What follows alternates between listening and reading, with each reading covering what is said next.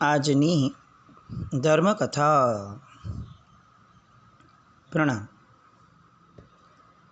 ઋષિ દત્તાજી, આપણે જેમની પાછળ જી લગાડીએ છીએ, જેમને માન આપીએ છીએ, અત્યારે એ અવસ્થામાં છે કે જ્યારે એમનું હૃદય એક સાવ નાના બાળક જેવું કુમળું, કુતૂહલ વૃત્તિવાળું અને નિર્દોષ છે.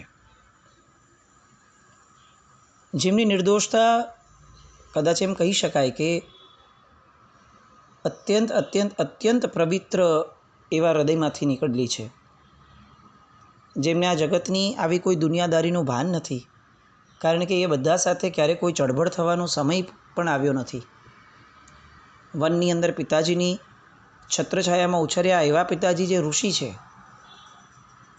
જેમની આધ્યાત્મિકતા, જેમની વૈચારિક ઉદારતા અને જેમની વૈચારિક સૂક્ષ્મતા પણ તત્વનો નિર્ણય કરાવે એવી હતી. એટલે એનો જે નિષ્કર્ષ છે એ આખો ને આખો સાંગો પાંગ એમની દીકરીમાં ઉતર્યો. દીકરીએ જીવનમાં એક જ વ્યક્તિને જોયા છે, એટલે એ વ્યક્તિ પ્રમાણે ચાલવાની એની જે વૃત્તિ છે એ ધીરે ધીરે ઘડાતી ગઈ અને પોતે પણ એમના પિતાજી જેવા બનવા માટે, એ અગ્રીમ હરોળમાં બેસવા માટે આગળ વધતા હતા. એ પછી બીજી વ્યક્તિ જે એમણે જીવનમાં જોઈ એ હતી કનકરથ રાજકુમાર. એમની સાથે પરણી અને હવે અહીંયા આવ્યા, માતા પિતા આ બધાનું સુખ મેળવ્યું અને હજી તો માંડ આ બધા સુખને વાળીને બેસે હૃદયમાં એ પૂર્વે આ બધી ઘટનાઓ બનવા લાગી. અને આવી અચાનક આવી પડેલી આફતોની અંદરમાં એક ઉમેરો થાય અને કદાચ એમ કહી શકાય કે એક નિર્ણાયક ઉમેરો થાય એવી ઘટના અત્યારે હવે રાજમહેલમાં બને છે. બધા યોગીઓને પાછા મોકલી દીધા. ગુસ્સે થઈને રાજાએ કે ભાઈ આટલા બધા યોગીઓને પાડીને અમારે કરવું શું? તમે 100-200 ભેગા થઈને એક નિર્ણય નથી આપી શકતા, એક સમસ્યાનો હલ નથી આપી શકતા, તો પછી આ તમારા યોગ, આ તમારી બધી સાધનાઓ એ આ રાજ્યને શું ઉપયોગી છે? બધાને બહાર કાઢી દીધા અને એક સંન્યાસીણી રાજમહેલમાં આવવા માટે તત્પર થઈ. એનો અંદર પ્રવેશ અપાયો. એ રાજા સિંહાસન પરથી ઊભા થયા. 2 હાથ જોડીને એમણે સંન્યાસીનું અભિવાદન કર્યું, કારણ કે દ્વારપાળ જે છે એ આવીને સંદેશ આપી ગયેલો કે આપે જે કામ માટે યોગી સંન્યાસીઓને બોલાવ્યા હતા એ કામ માટે આ એક સંન્યાસીની આપને મળવા માંગે છે. રાજાને આશ બંધાણી, અને જે આશ બંધાય છે ને ત્યાં વર્તનો ફરતા વાર નથી લાગતી. જે યોગીઓને સભાની બહાર કાઢી મૂક્યા હતા એવા જ એક યોગીણી છે, પણ આમના પ્રત્યે માન જાગે છે, કારણ કે આ સામે ચડી અને એ જ વાત ઉખેડે છે કે જે વાતની મનમાં સંશય, ભાવના અને ભય છે. પૂછે છે પગે લાગીને કે અમને જલ્દી બતાવો, આ બાબતની અંદરમાં આપણે શું કરી શકાય? અને પેલા યોગીને કહે છે કે આ નગરની અંદરમાં જે 3 દિવસથી રોજ એક માણસની હત્યા થાય છે, એ હત્યા કરનાર કોણ છે એની મને જાણ થઈ છે. બધા જ સ્તબ્ધ છે. સૌથી વધુ સ્તબ્ધ કનકરથ છે. આપણા મનની અંદરમાં જ્યારે કોઈ ભય હોય ને ત્યારે એના રેફરન્સની પણ કોઈ વાતો નીકળે ને ત્યારે આપણે અંદરથી ફફડવાનું શરૂ કરી દઈએ. આ જગતની અંદરમાં સૌથી વધુ અર્થ ધ્યાન અગર જીવને કોઈ પણ કારણસર થાય છે તો એ છે એનો ભય. એ મનમાં એટલા બધા ભય પાડીને બેઠો છે. ભય અલગ અલગ પ્રકારના હોય. આજીવિકાનો પણ ભય હોય, એને ક્યાંક પોતાના લાગણીઓને ગુમાવવાનો ભય હોય, પોતાનો અહંકાર ગવાય એનો ભય હોય, ક્યાંક પોતે નીચો સાબિત થઈ જશે, પોતાનું નીચાજોણું થશે એનો પણ ભય હોય. અનેક ભયો આપણે લઈને બેઠા છીએ. અને આ અર્થ ધ્યાનનું મૂળ કારણ, કદાચ મુખ્ય કારણ એ આ ભય છે. કનકરથના મનમાં પણ ભય હતો કે અમારા શયનખંડની અંદરમાં જે બન્યું છે, 2 દિવસ 3 દિવસથી જે બને છે એની કોઈને પણ જાણ ન થાય, આવો ભય. અને આ જ વાત પેલી યોગીની ઉખાડે છે કે આ હત્યામાં કોનો હાથ છે એ મને ખબર છે. રાજા તરત પૂછે છે કે તમે જલ્દી બતાવો કોણ છે હત્યારો, અને તમે કેવી રીતે જાણ્યું? હવે આ પ્રશ્નનો ઉત્તર યોગીની આંખ બંધ કરીને આપે છે. મહારાજ, આજે રાત્રે મેં એક સ્વપ્ન જોયું. સ્વપ્નમાં કોઈ દેવ મારી પાસે આવ્યો અને એણે મને કહ્યું, આવતીકાલે રાજા નગરના તમામ સાધુ સંન્યાસીઓને બોલાવી અને એમને નગરમાં થતી હત્યાઓના વિષયમાં પ્રશ્નો પૂછશે. એક પણ વ્યક્તિ એનો જવાબ નહીં આપી શકે. રાજા ગુસ્સે થશે અને બધાને રાજ્યમાંથી બહાર કાઢી મૂકશે. એ સમયે તમારે ત્યાં જઈ અને રાજાને કહેવાનું છે કે આ રોજ એક માણસની હત્યા કરનાર વ્યક્તિ એ આ રાજમહેલની જ એક વ્યક્તિ છે.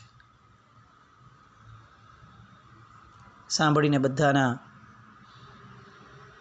જે રિએક્શન્સ હતા એ કંઈક બહુ વિચિત્ર થયા.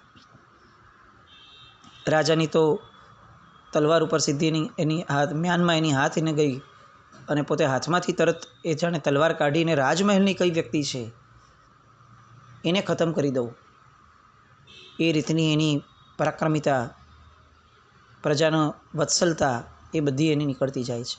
મંત્રી વિચક્ષણ છે, હજી બધું સાંભળીને પછી નિર્ણય કરવા માંગે છે. આ યોગીની ઉપર આંખ બંધ કરીને વિશ્વાસ કરી લઈએ. એણે જે આરોપ મૂક્યો છે કે રાજમહેલની વ્યક્તિ છે એ આરોપને સામાન્ય ન લઈ શકાય. એટલે મંત્રી હજી પણ એ જે કહે છે એ સાંભળવાની જ મુદ્રામાં છે. એને કોઈ પ્રતિભાવ આપવા માટે એને કોઈ ઉતાવળ નથી કરતા. અને કનકરથ એ તો જાણે ધીરે ધીરે પાતાળમાં ફસડાઈ જતા હોય એવું અંદરથી અનુભવે છે. હવે જે શબ્દ આવશે એ જો ઋષિદત્તાને લગતો આવશે તો હું નહીં, મારું આખું જીવન નહીં, આ રાજમહેલના દરેકે દરેક વ્યક્તિઓનું જીવન એ ધરતીકંપ અનુભવશે. એટલે ઈચ્છે છે પરમાત્માને, પોતે પ્રાર્થના કરે છે કે હવે એક પણ શબ્દ એવો ન આવે કે જે શબ્દથી ઋષિદત્તાનું નામ ક્યાંય પણ સંડોવાય. ઘટના એક જ છે, બધાના પ્રતિભાવ અલગ છે. દરેક વ્યક્તિ એ બહારના પર્યાયો પ્રમાણે નથી જીવતી, બહારના જગતમાં શું થાય છે એ પ્રમાણે નથી જીવતી. વ્યક્તિ પોતાની અંદરનું જે જગત છે એ પ્રમાણે જીવે છે. આપણને એવું લાગે છે કે આપણે જે કરીએ છીએ એના મૂળભૂત કારણ બહારના નિમિત્તો છે. ના, આપણી અંદર જે જગત ઊભું છે એ એવા જ પ્રતિભાવો આપણે આપીએ છીએ. ઘટના તો એકની એક જ હોય છે. બધા જ વ્યક્તિઓના પ્રતિભાવો અલગ અલગ હોય છે. અને પેલી યોગીની પોતાની વાતને ફરી અલ્પ વિરામ આપી અને શરૂ કરે છે. રાજન, આ વ્યક્તિ જે રાજમહેલની છે એ છે રાજકુમારની પત્ની, જે વનમાંથી રાજકુમાર લઈ આવ્યા છે એ હકીકતની અંદરમાં રાક્ષસી છે. તમે આ બધા સાધુ સંન્યાસીઓનો પરાભવ ન કરો, તમે આ રાક્ષસીને આ રાજમહેલથી દૂર કરો. પિતાજી તો ચોંકી ગયા. એમણે જે હાથ તલવાર પર રાખ્યો હતો એ હાથ થરથરવા લાગ્યો. તરત જ તાત્કાલિક ધોરણે એમણે રાજકુમાર સામે જોયું. રોષથી રાજકુમારનું શરીર ધ્રુજી રહ્યું હતું અને રાજકુમારનો હાથ હવે પોતાની લટકતી તલવાર પર ગયો. આ યોગીની શું બોલે છે? એને કંઈ ભાન છે કે નહીં? મારી સાવ નિર્દોષ કહી શકાય, ભોળી કહી શકાય એવી કુમળી, એવી પત્નીને એ રાક્ષસી કહે છે. હજી કંઈક એ પ્રતિભાવ આપે પહેલાં યોગીનીએ ફરી શરૂ કર્યું કે મહારાજ, મારે બીજી એક વાત પણ કહેવી છે, પણ એ વાત હું ફક્ત ને ફક્ત આપને જ કહીશ. પિતાજીએ તરત જ કનકરથ સામે જોયું. બધા સમસમી ગયેલા, મંત્રી, સેનાપતિ, રાજકુમાર. પણ શું થાય? પિતાજીની નજરમાં જાણે એક આદેશ હતો અને બધા જ રાજમહેલની બહાર, એ ઓરડાની બહાર નીકળ્યા. રાજકુમાર નીકળ્યા, મહામંત્રી નીકળ્યા. રાજકુમારનું મન અત્યંત ઉદ્વિગ્ન થઈ રહ્યું હતું. એમને એમ થયું કે અહીંયા જે થવું એ થાય, હું સૌથી પહેલાં તત્કાલ ઋષિદત્તાને મળવા જાઉં અને યોગીનીએ જે વાત કહી છે હું એ વાતને સૌથી પહેલાં એને જણાવી દઉં. એ તરત ભાગ્યા પોતાના શયનખંડ તરફ. આ બાજુ ઋષિદત્તા તો રાહ જોઈને જ બેઠી હતી. ખબર હતી કે આવી બધી ચર્ચાઓ ચાલે છે. એમને ક્યાંય ઇન્વોલ્વ ન થવા માટે એમને એ પ્રમાણે રાજકુમારે કહ્યું હતું, એટલે પોતે ઓરડાની બહાર નથી નીકળ્યા. પણ કુતૂહલ હતું કે હવે શું થવાનું છે, કોણ પકડાશે, કોણ શું કહેશે, આવું કેટલું કુતૂહલ તો જન્મે. એટલે એ શયનખંડ ઉપર શયનખંડમાં પલંગ ઉપર બેસીને રાહ જોતા હતા. રાજકુમાર શયનખંડમાં ત્વરાથી પહોંચ્યા. જેવા પહોંચ્યા પલંગમાં જાણે ફસડાઈ ગયા હોય એ રીતે પડ્યા. ઋષિદત્તા ગભરાઈ ગઈ. એમણે કનકરત્નના મસ્તક પર હાથ મૂકીને પૂછ્યું કે નાથ, આજે આટલા બધા ઉદ્વિગ્ન કેમ છો? એના નાથ એને શું કહે? આંખો બંધ કરીને બોલ્યા વિના એ કનકરથ પડ્યા રહ્યા. ઋષિદત્તાએ આગ્રહ કર્યો, પણ આગ્રહ બહુ વધારે એટલો પણ ન કર્યો કે જેના કારણે એની ઉદ્વિગ્નતા રાજકુમારની વધે. એની આંખોમાં આંસુ ભરાઈ આવ્યા. એ ઘોર વિષાદમાં ડૂબી ગઈ.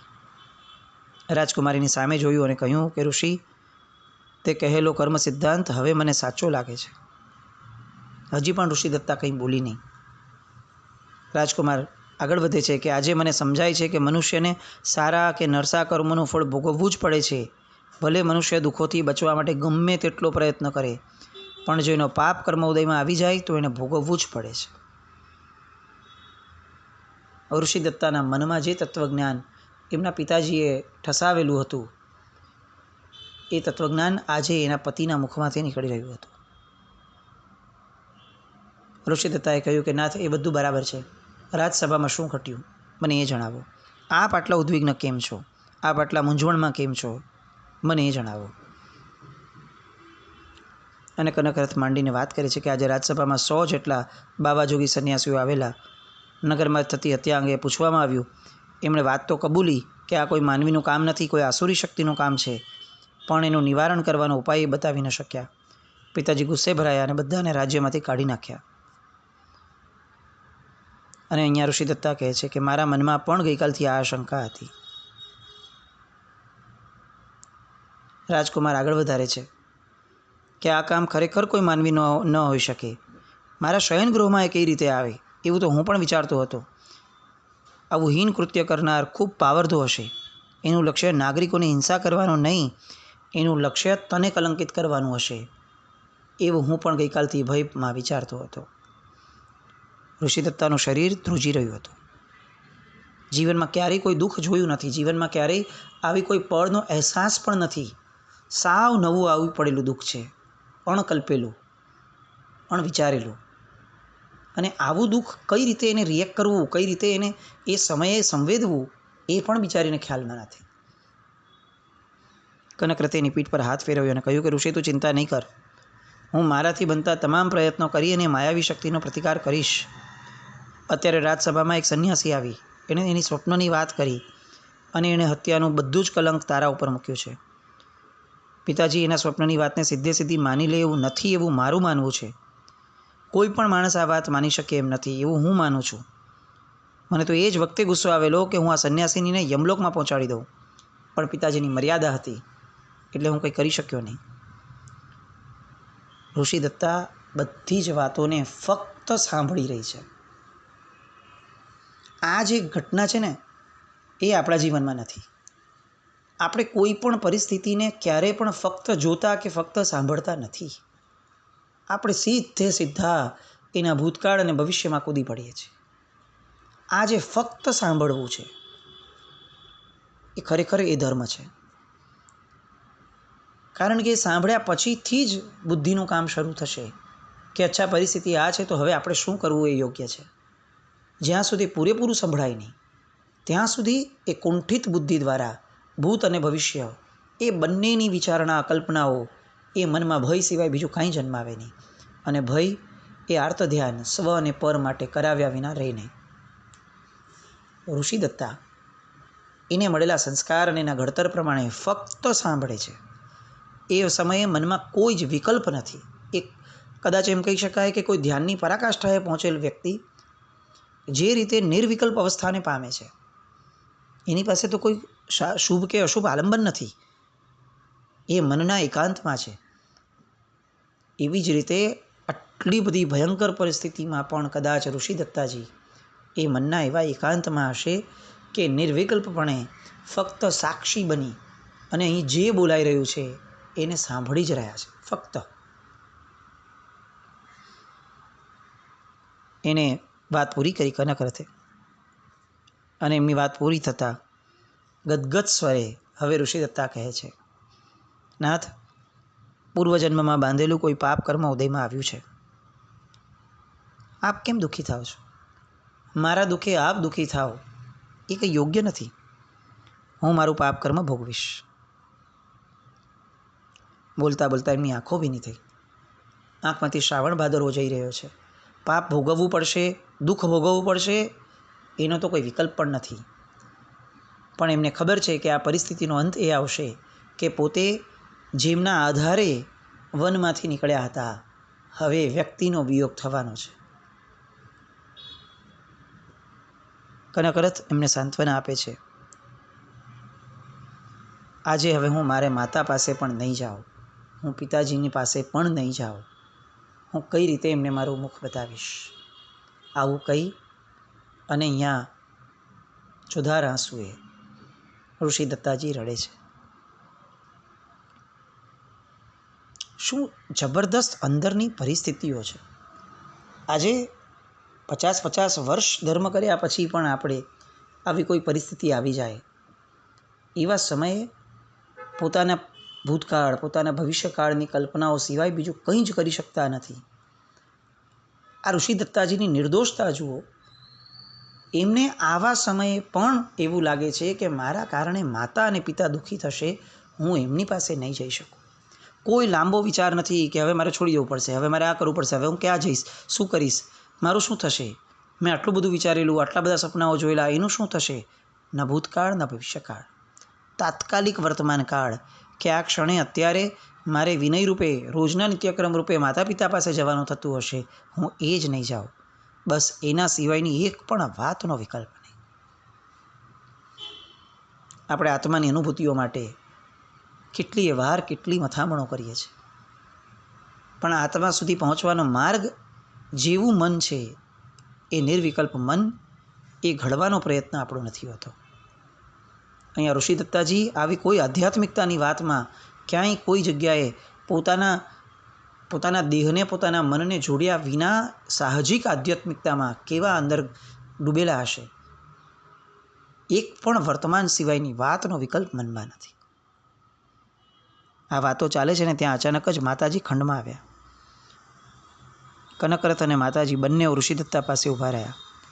માતાએ આવી અને ઋષિદત્તાને પોતાના ઉત્સંગમાં લીધી, હૂંફમાં લીધી, એના મસ્તકે હાથ મૂક્યો, ધીમે ધીમે પંપાળવા લાગ્યા.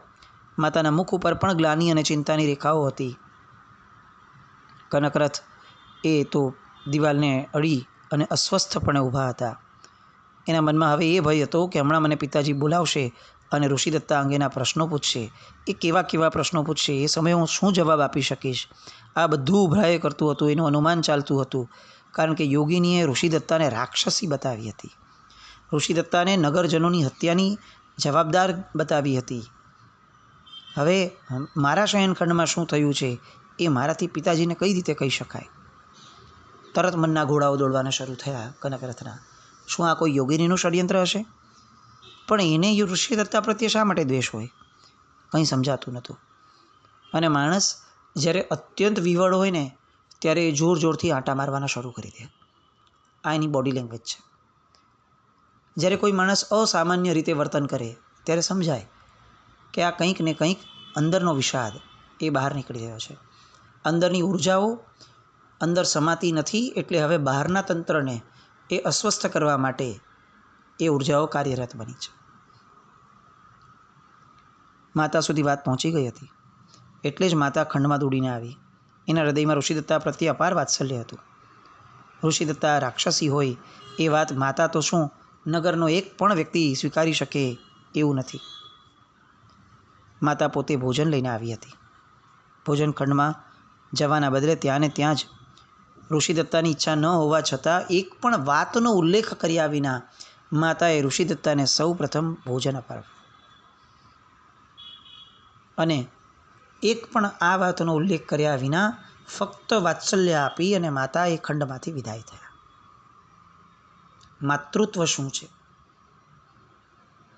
એ આમાંથી શીખવાનું છે. મેં તો પહેલેથી કહ્યું હતું, તું ધ્યાન રાખજે, તને ખબર નથી પડતી, બસ અમારું કોઈ સાંભળવું નથી, અમે તો બોલીએ રાખીએ છીએ. આ વડીલપણું નથી. વડીલપણું આ છે કે જેમાં આશ્રિતને હૂંફ આપવામાં આપણે મોટા થઈએ.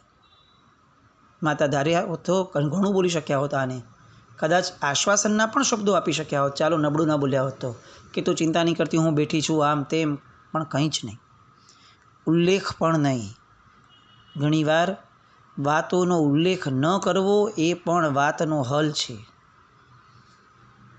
ઉલ્લેખ વિના જ આ વાતને ભૂલાવી દેવાતી હોય તો આશ્વાસનના શબ્દો દ્વારા પણ એને પુનઃ એનું ઉચ્ચારણ કરવું એ ભયમાં નાખે એવી સ્થિતિ છે.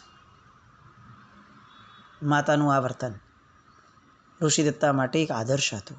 એણે માતાઓ ક્યારે જોઈ જ નથી જીવનમાં. માતા શું હોય એને ખબર જ નથી. આજે એને એમ લાગ્યું કે માતાને પ્રભુનો અંશ કેમ કહેતા હશે. એ આ માતાના વર્તનથી સમજાયું. માતાનું તો અદ્ભુત વર્તન આવ્યું. હવે વારી છે પિતાની. માતા વિદાય પામ્યા એની થોડી જ ક્ષણોમાં હવે પિતાજીને ત્યાંથી દ્વારપાળ આવે છે અને કનકરથને આમંત્રણ આપે છે. તમને પિતાજી યાદ કરે છે. મનના જે ઘોડાઓ દોડતા હતા એ બધા જ ઘોડાઓ શમી ગયા અને હવે શું થશે એની કલ્પનામાં ડૂબી ગયા. કનકરથનું મન વિવળતાની પરાકાષ્ઠાએ છે અને આ બાજુ ઋષિદત્તાની મનસ્થિતિ, પિતાજી સાથેની વાતો, આગળનું ભવિષ્ય, એ બધું જાણવા આવતીકાલે આપણે ફરીથી મળશું. જીના જ્ઞાવૃત કંઈ પણ બોલાય તો મિચ્છામિ દુક્કડમ. જૈનમ જયતિ શાસનમ.